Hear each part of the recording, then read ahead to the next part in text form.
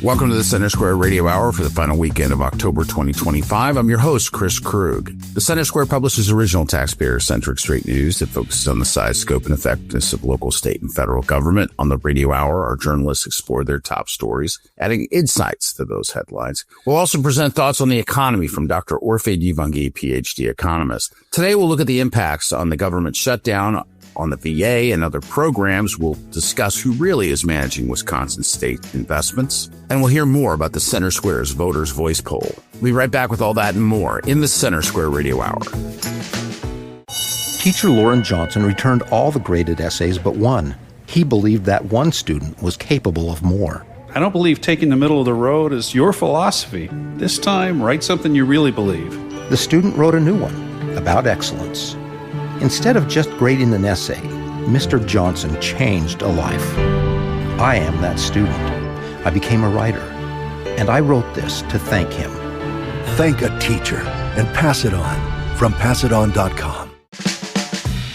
Welcome back to the Center Square Radio Hour. I'm Chris Krug. With more on the growing effects of the government shutdown, let's now go to Dan McCaleb. We are now in the fourth week of the federal government shutdown because most Senate Democrats are withholding their votes from advancing a continuing resolution to fund government agencies at the same levels they had been.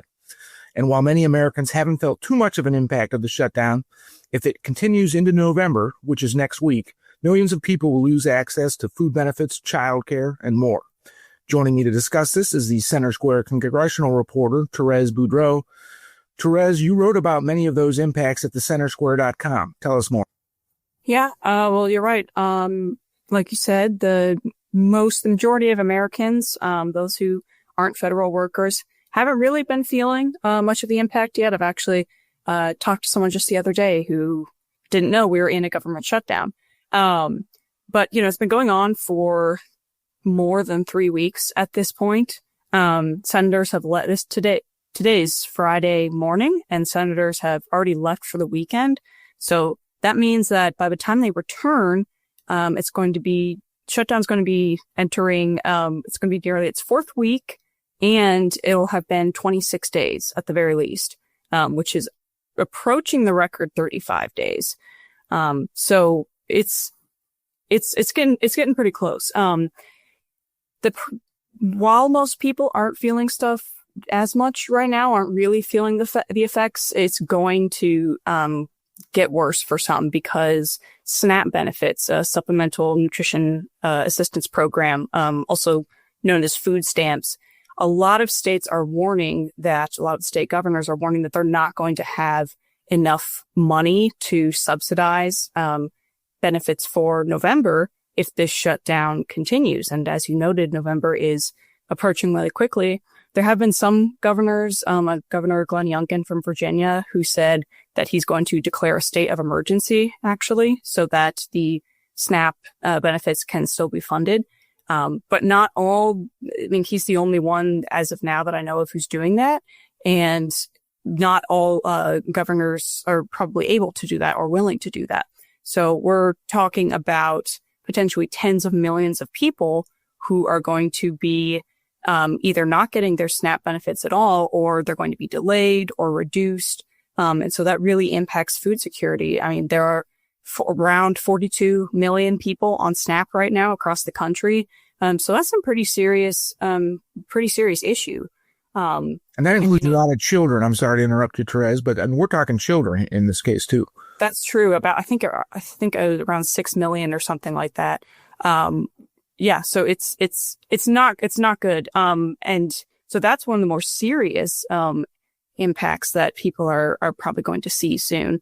But then there's other things that are going to get worse, that have been getting steadily worse, such as flight delays. So air traffic controllers have been working without pay, since the shutdown, began. So October 1st. And a lot of them are calling out sick, because they need to be able to pay their bills, pay their rent, pay their mortgage, all these things. And so they call in sick and pick up side jobs. And so that's leading to, getting reports a lot of delays. And so as it drags on, and as more and more of them don't see any money coming in and miss their paychecks and are just working without pay. A lot of them we're going to see a lot more of this pattern probably. And so that not only affects these workers and their families, but also affects the American public who's traveling. So it's not looking great where we're at right now, because there really doesn't seem to be any appetite on either side right now, for either Democrats or Republicans in Congress to fix this. And they both seem to be just waiting each other out and, hoping, it seems, that the bad effects will pressure, the other side to come to the table and negotiate on something. But it doesn't look like that's going to be the case. Is part of in what was meant to be sort of a stopgap, Republicans tried to get a bill passed that would at least pay troops and essential workers during the shutdown, but that was also blocked by Democrats. Yes, that's right. That was Thursday. They had that vote. So Republicans, because the shutdown's going on for so long, and Border Patrol agents, federal police officers, a lot of these workers considered essential, TSA officers, air traffic controllers, they're working without pay. Active duty military service members did get a paycheck October 15th, but only because the Pentagon dipped into some untapped research and development funds.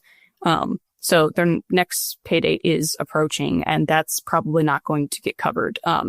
So Republicans introduced a bill, the Shutdown Fairness Act, that not only for this shutdown, but also for any shutdowns in the future, it would guarantee that active duty members of the military and most essential workers, listed before, would get paid during the shutdown. They wouldn't have to work without pay. It wouldn't have covered the hundreds of thousands of furloughed workers, those deemed non-essential, so different staff positions at the FDA or EPA or things like that.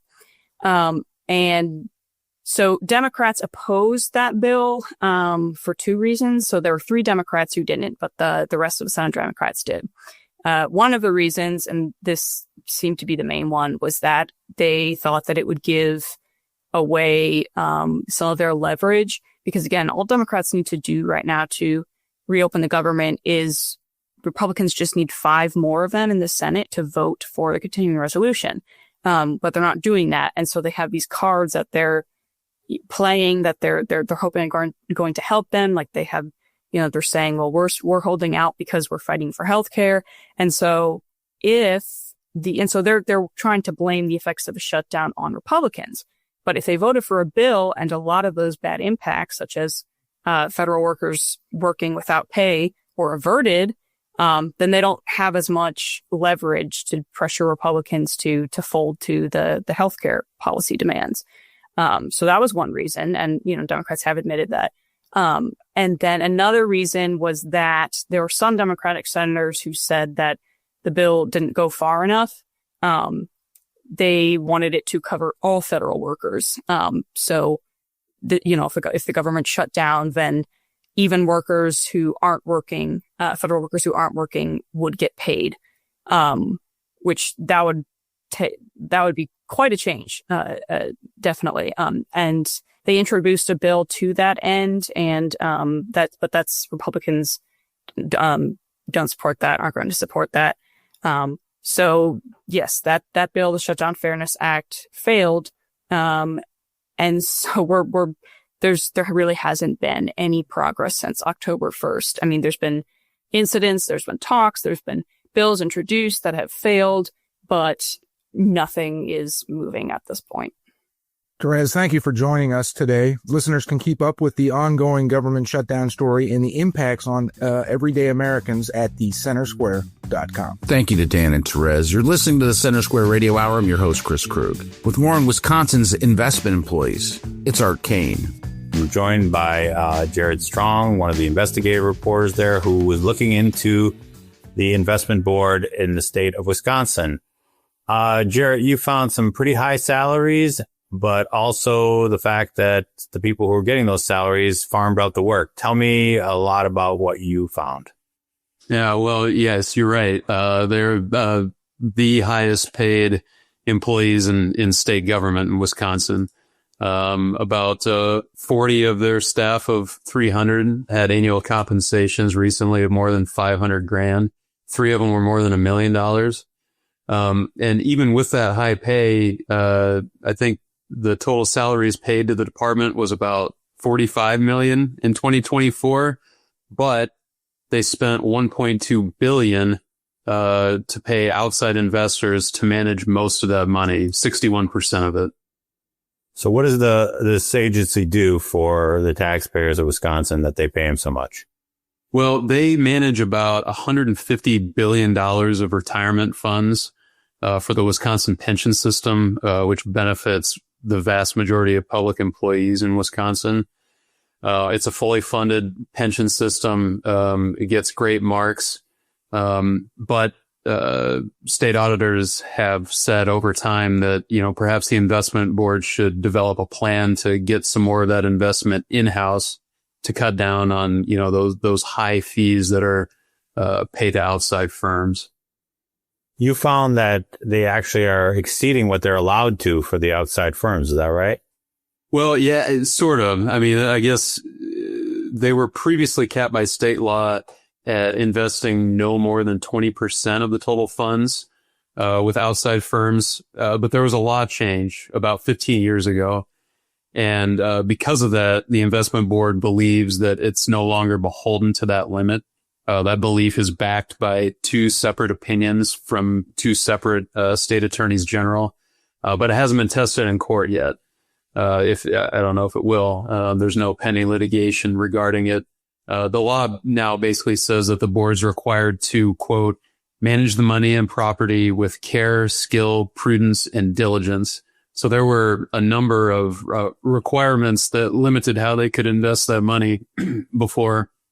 And because of that law change, they're basically saying that they can ignore almost all. How do they justify paying $1 million to someone who is a government employee, will get a pension? 80% of $1 million is $800,000, so you can live on that for a while, I think. How did they talk to you at all? How did they justify those kind of salaries, especially when 60% of their work is farmed out to private advisors who get even more money?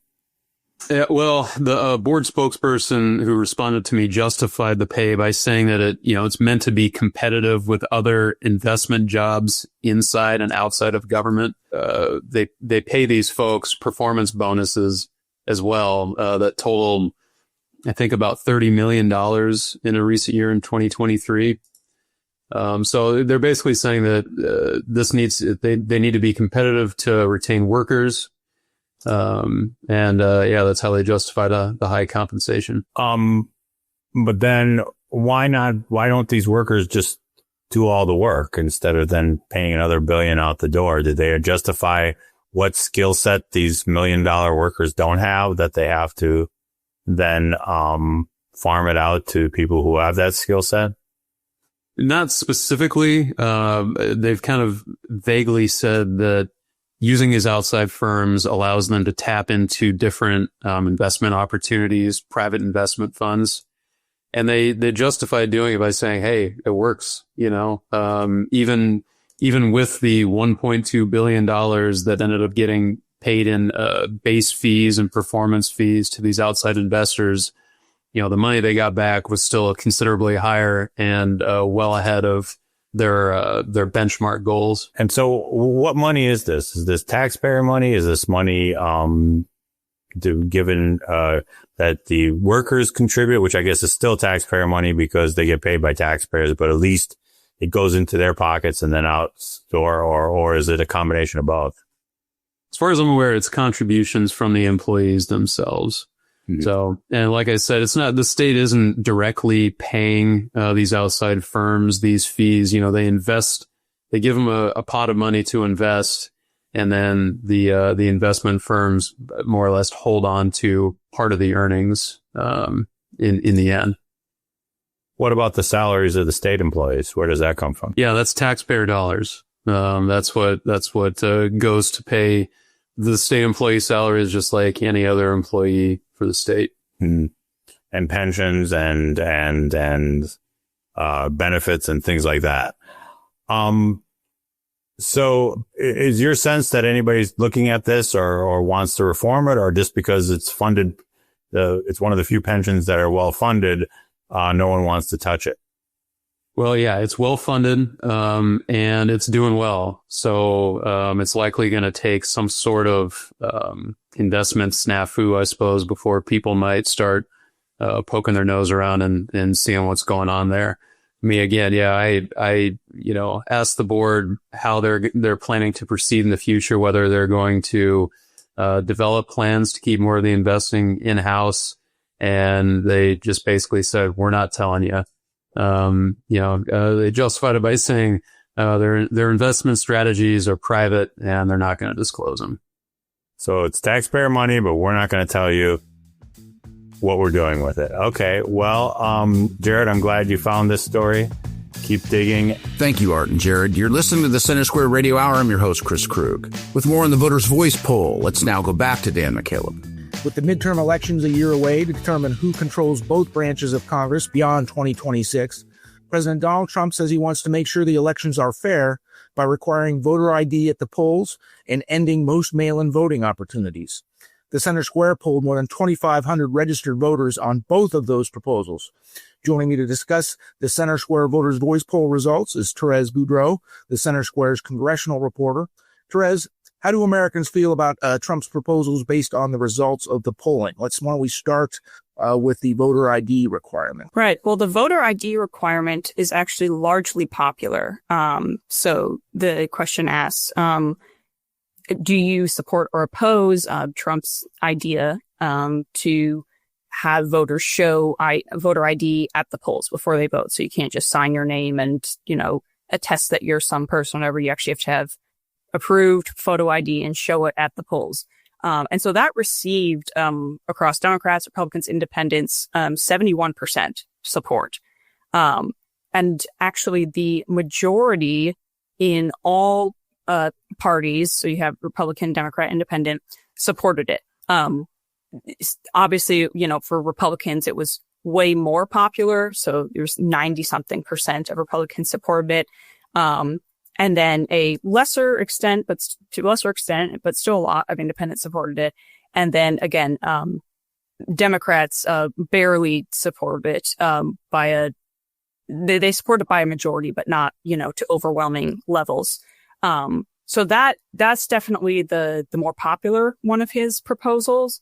And you'll see this trend, with both the questions when we get to the other one, to where both of these proposals are very popular among certain demographics.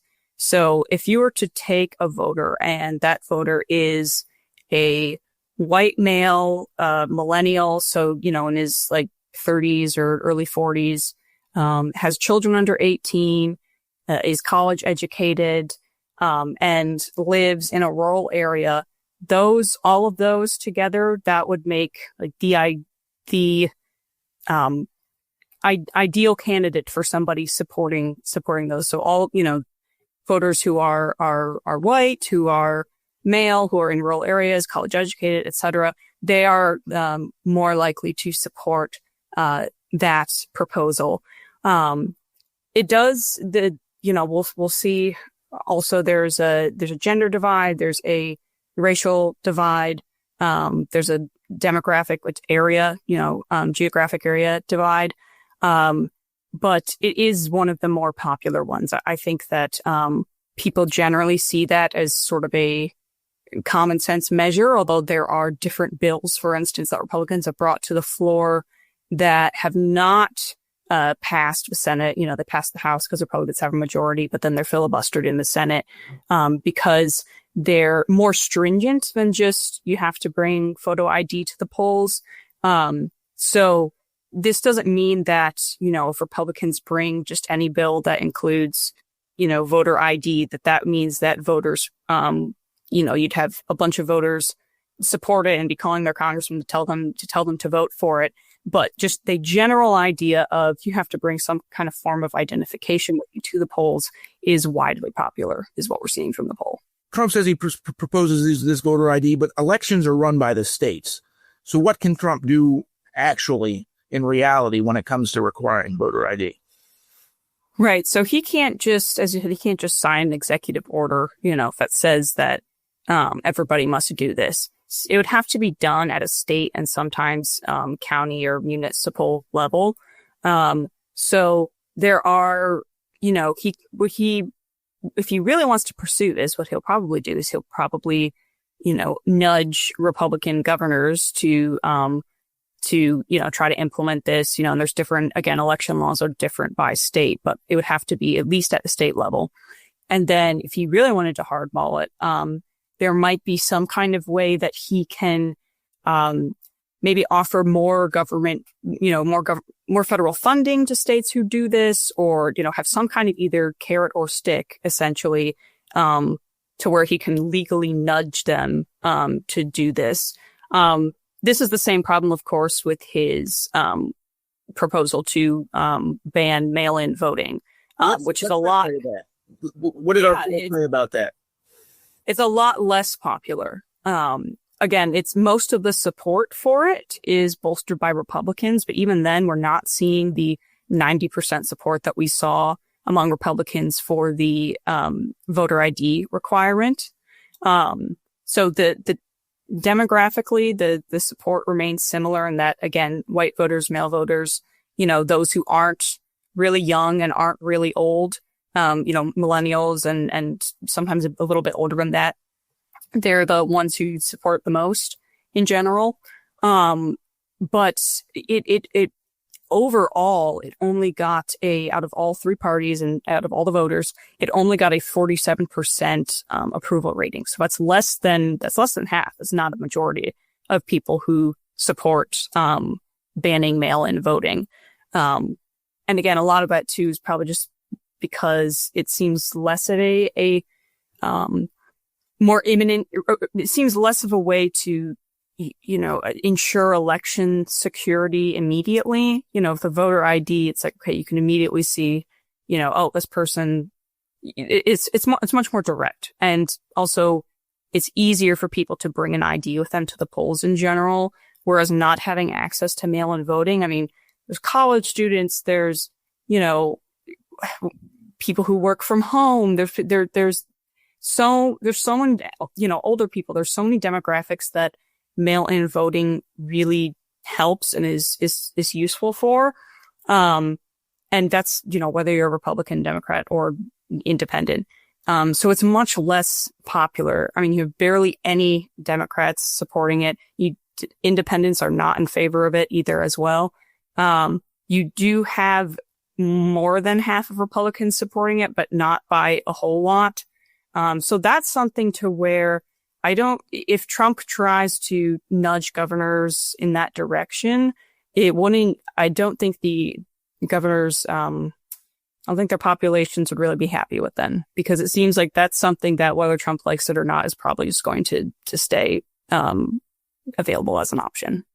And Trump and many Republicans say that mail-in voting is more susceptible to fraud than in-person voting. But Therese, thank you for joining us today. Listeners can keep up with all of the Center Square Voters Voice poll stories at thecentersquare.com. Thanks to Dan and Therese. After the break, we'll explore more top stories from across the nation. We'll look at the Washington State Attorney General, who is under investigation for an ethics violation. We'll hear the questions being raised about the Wisconsin Department of Public Instruction's handling of teacher investigations. And we'll discuss what would happen if tariffs were removed across the board. All that and more when we return on the Center Square Radio Hour.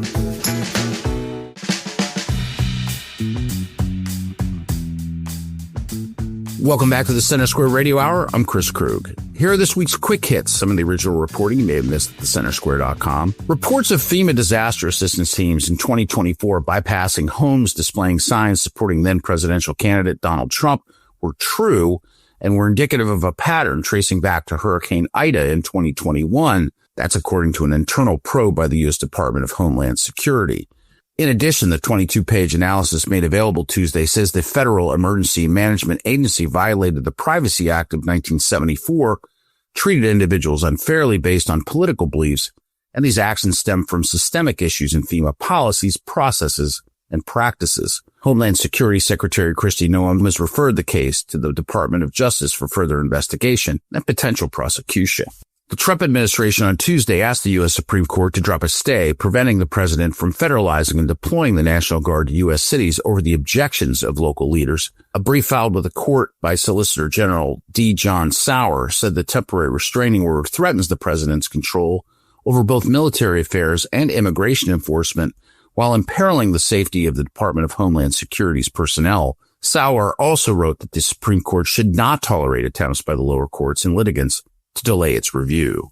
Since July 1st, taxpayers have given the Commonwealth of Pennsylvania roughly $89 million each day, even as months have passed without any of it going to the programs it's meant to support. It's a crude figure calculated by dividing the state's $10.1 billion in revenue collected since the official start of the Commonwealth's new fiscal year by 113, the exact number of days Pennsylvania has operated without any spending plan for all that money in its checking account. Both chambers of the General Assembly have repeatedly approved budgets that have appealed only to their partisan interests, with narratives on negotiation differing wildly. In North Carolina, the constituents of the 1st Congressional District and the 3rd Congressional District changed Wednesday when the House of Representatives finalized the expected change, 66 to 48, along party lines.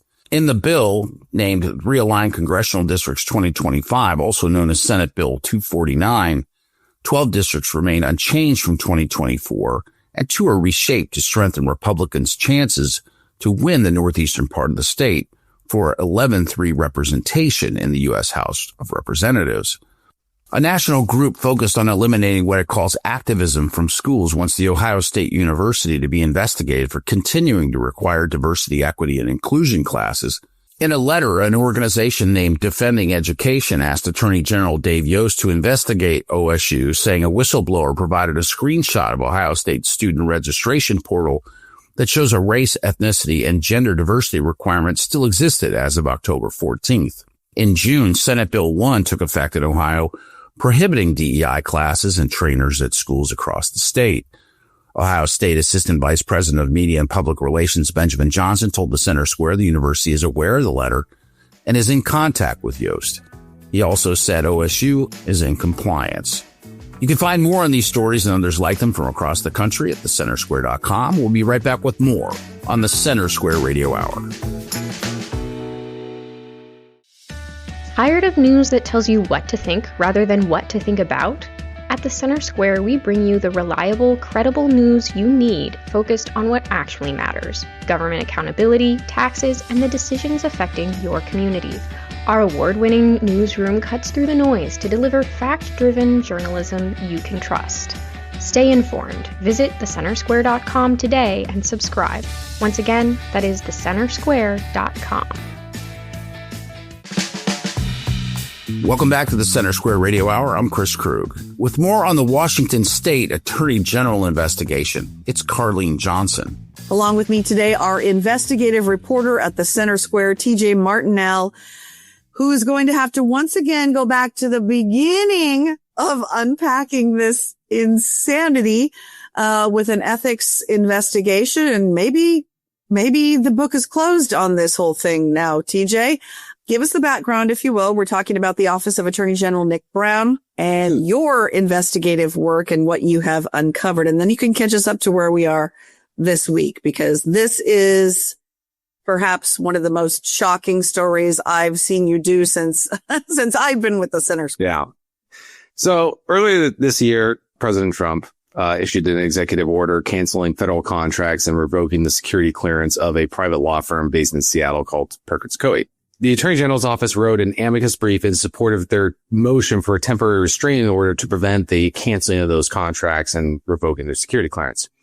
What they didn't disclose in the amicus brief is that they had, at the time, 10 active contracts with Perkins Coie. So a complaint was filed against Brown because he signed the amicus brief with the State Bar Association. And the State Bar Association sent him a letter saying you need to respond to these allegations. And he didn't respond. Apparently his executive assistant was on vacation and didn't see the email for 6 weeks by the deadline. And then the State Bar Association sent them another letter, Brown, another letter saying, you need to respond. And if you don't, we can suspend your license to practice law as part of our investigation.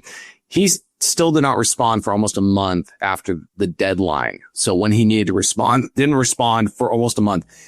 He responded via Solicitor General Noah Purcell the day after I reached out to the State Bar Association about this inquiry. And by the way, Noah Purcell used to work at Perkins Coie and was involved with the amicus brief, but he did not sign it. So a couple of days later, the State Bar Association assigned the investigation to a senior disciplinary counsel. So from there, I got these records back showing that this investigation had occurred this week. And I reached out to the senior disciplinary counsel and asked him about it because I just wanted to say, like, I just want to make sure I understand what's going on right now, and like what the process is. And didn't hear from him. I gave him a phone call, left a message. I reached out to the Attorney General's office. They sent me a statement. Hours later, the disciplinary counsel ended the investigation. The same day you were reaching out asking about it. He also dismissed a complaint against Noah Purcell that was filed for him defending Brown using public resources because the argument was made that Nick Brown is being investigated as a private attorney. He cannot be legally represented by the Attorney General's office. That's not what they do. And so that occurred literally the same time, like within hours of the dismissal for Brown's investigation. And so I'm kind of baffled. Like, I've never seen this before where they didn't even pretend to like say, hey, we're in the middle of closing this investigation. It's going to be a couple days. We'll get back to you. Right. And on top of that, they did this after the Attorney General's office sent me a statement. Clearly, the Attorney General's office didn't know that they were going to be getting this letter from the disciplinary counsel ending the investigation, because they would have just said nothing and they would have just sent me the letter saying, hey, all we have to say is they dismissed it and here's the letter. Have a nice day. Like, that's all they could have said. Right. Incidentally, I also reached out to the governor's office, Ferguson's our former state attorney general. For AG. Yeah. Never heard from him. So no idea what phone calls were made. I mean, it's pretty amazing how there was no effort to make this not look like it was rigged. And I just from day one, though, the AG's office has said that they still claim though that they didn't do anything wrong, right? And when you got all those records that were redacted, it was under attorney-client privilege, supposedly. I mean, yeah, they're arguing that Noah Purcell, as the Solicitor General, gets to defend Nick Brown in a state bar complaint investigation that concerns Brown as a private attorney. The State Bar Association has no jurisdiction over him as the Attorney General. They cannot remove him from office. They can't discipline him in his function and role as Attorney General. They can only fine him. They can only penalize him as a private attorney. And so this is where they're claiming that this specific statute that authorizes the AGO to defend state employees applies in this case. And to be fair, it's kind of muddled waters because he's being investigated for what he did as the Attorney General, but in his function and his role as the Attorney General. But at the same time, they are not that's not what they're investigating him as. It's not what he did that they're investigating him on so much as it's what they're investigating him as. They're not investigating the Attorney General. And the other thing that I think is weird is his contact info on the State Bar Association website is his executive assistant at the Attorney General's office. Why is he using a public email as a point of contact with the Bar Association, which concerns him only as a private attorney? He should have his own private email and private residential address. He shouldn't be using public emails for stuff that has nothing to do with his job as Attorney General. So this is where all this weird mixing of the public and private. And yeah, the Attorney General's office has said, like, we've done nothing wrong and we did nothing wrong. And yet every single time you see a conflict of interest in some way, this is a little bit different, but it's not a conflict of interest. It's just, we know they stopped the investigation because I reached out to them. The same way we know they got a response. And also, here's the other thing that's not debatable. Nick Brown did not respond to the bar complaint within the time frame. The fact that his assistant was out on the... been some kind of a penalty just for that? Yes. Shouldn't there have been something? And then he didn't respond a month after the second letter threatening a suspension of his license to practice law. It's like, so you're not even going to penalize him for that? That's beyond dispute. There is no dispute that he failed to respond to 2 letters by their deadline from the Bar Association, and there was no consequences. Well, I can't wait to see what's going to happen next. If there's anything that happens in these 43 remaining days or whatever, since for an appeal period, I know you're going to be watching it. And TJ, thank you so much for staying on top of this story. For readers, for viewers right now that want to hear more about this, read more of TJ's coverage, thecentersquare.com/Washington. A big thanks to Carlene and TJ. You're listening to the Center Square Radio Hour. I'm your host, Chris Krug. With more on questions surrounding Wisconsin's process for investigating teachers, let's now turn to Eliana Kernodle. The Wisconsin legislature is demanding answers from the state's Department of Public Instruction following a report showing that 200 investigations into teachers for sexual assault and grooming were shielded from the public.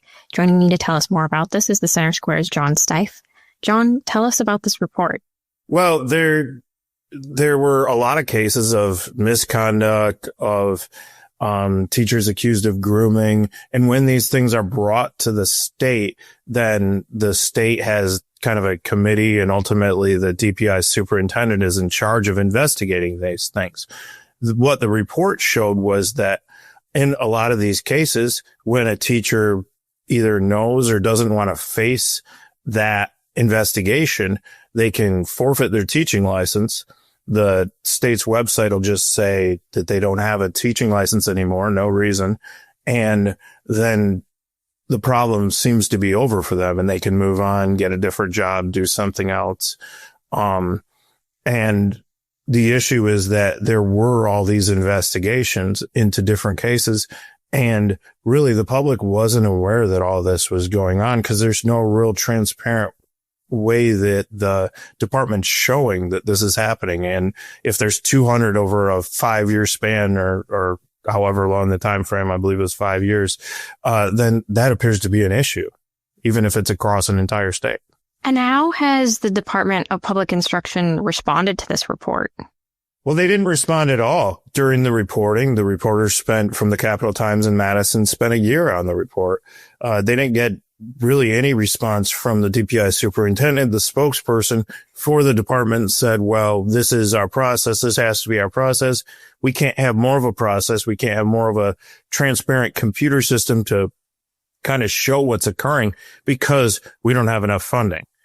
And that's another thing. When legislators read this story and responded to it, I reached out to a lot of people. I reached out to candidates for governor, legislative leaders, the people in charge in the legislature of the budget. And there was a strong response from all of those people in saying that, hey, the first money that we spend should be spent on protecting kids in schools. That's not the last money. That's not the smallest part of the budget. That's not some corner of the budget.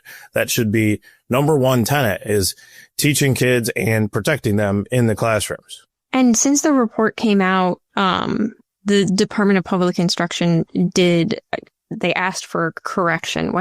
What was that about? So they at 3:00 on Friday, they sent a letter. They didn't just send it to the paper asking for a correction, but they sent it out in a press release asking for a correction. But if you read the actual letter, there weren't any actual requests for a correction. They just had 3 things that they say there should have been more clarity on. They're arguing that they are transparent with these cases because anyone could file a public records request and get them. And lawmakers believe that doesn't actually mean you're transparent because they're not showing what occurred unless you file one of these public records requests. And in Wisconsin, there's no time frame on that. They could spend years waiting to give you any information on any case that you don't know exists. So you would have to have a very wide, open-ended request to even get any information from them. The other argument is that they made was that, yes, they do show if someone has a valid teacher's license on the website. Well, that was in the story. They said that. The problem is they don't give a reason why when the teaching license was taken away.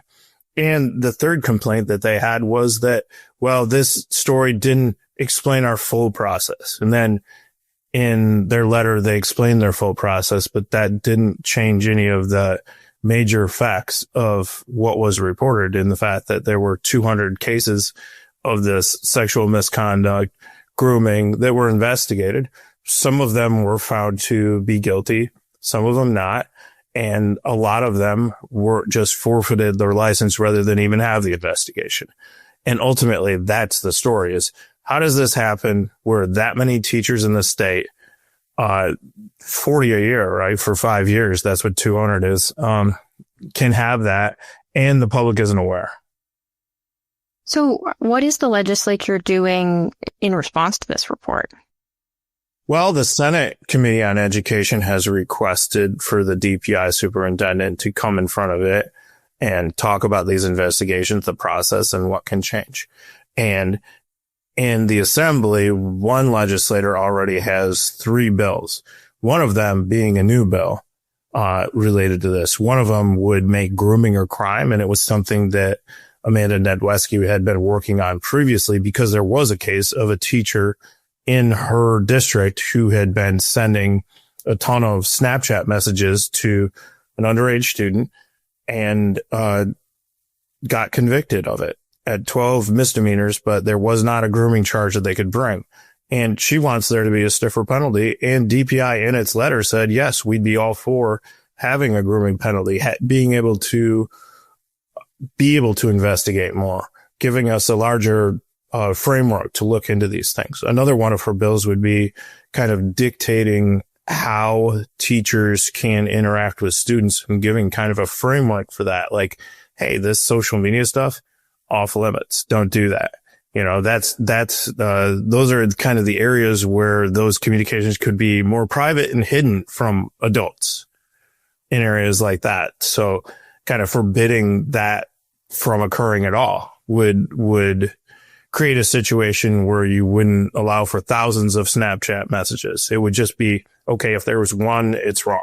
Well, John, thank you for your insights on this story. You can keep up with this story as it continues to develop at thecentersquare.com. Thank you, Eliana and John. You're listening to the Center Square Radio Hour. I'm your host, Chris Krug.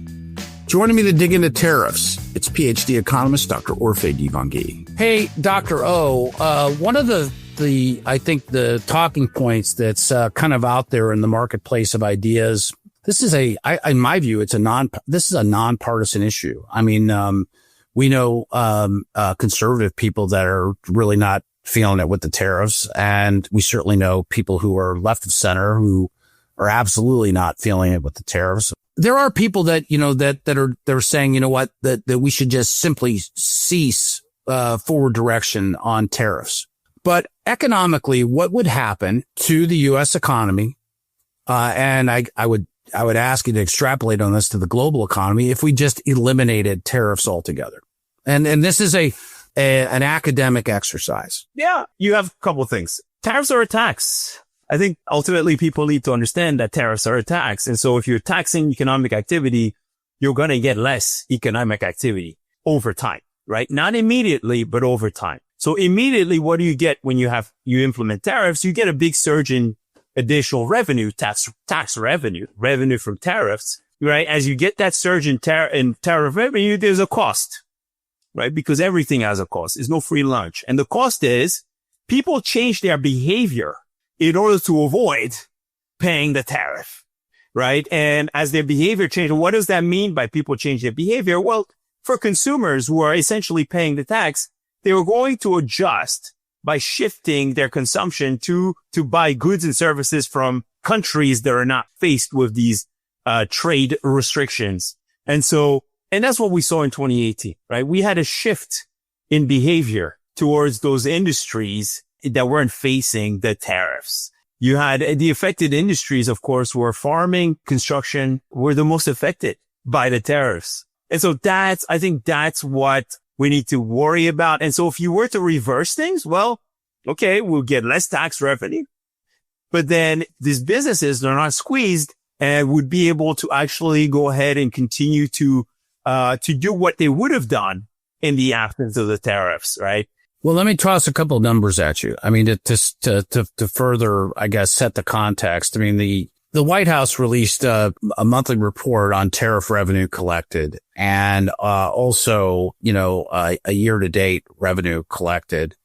And, for the month of September, I guess this would be like literally through maybe September 29th. I mean, I'm not exactly sure the cutoff date on this. It's probably the last business day of the month of September.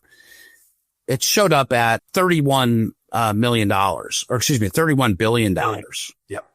And so, from there, I mean, it's like the total year amount is $215 billion. So there's some there. Now, if you take a look at the reporting that's been done on this, and I mean, and I think that's important because it speaks specifically to your point that the burden for those tariffs have fallen on Americans to a degree of about 50%.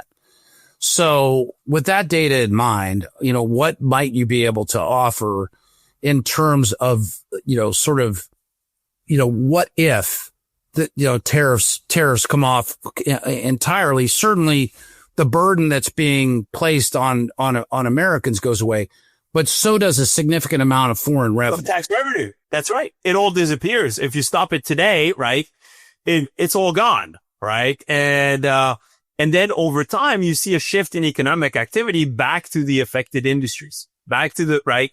And so that's what I expect to see. Also, I think, what was the reason for the tariffs? I think the reason for the tariffs has been and we've seen this from, both political parties, right? Over many, many decades, is to bring back some, manufacturing to the U.S. It's to protect, local industries, but there's no evidence that that's ever worked.